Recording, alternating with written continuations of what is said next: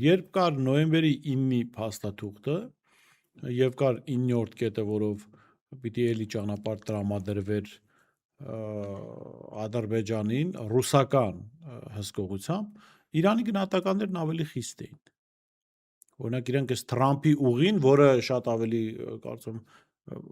վատ տարբերակ է, որովհետեւ չկա Արցախը,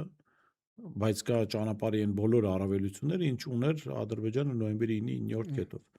Ինչու էր Իրանի մոտ նոյեմբերի 9-ի 9-րդ կետը, որի պայմաններում կար Արցախը, կար Լաչինի միջանցքը, այսպես ավելի մեծ դժգոհություն առաջացնում,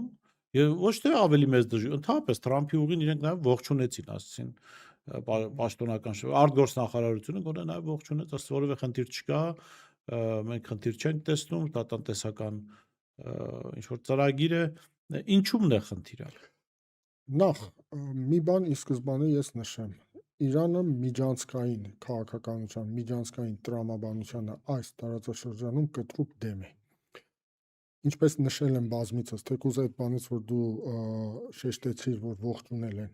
բայց միշտ այդ բայցը շարունակում է, բայցը կա, ողջունում ենք, բայց դա պիտի տեղի ունենա Հայաստանի ինքնիշխանության սահմաններում, չունենա միջանցքային տրամաբանություն, Հայաստանի լիարժեք վերահսկողությունը լինի այդ ամբողջի վրա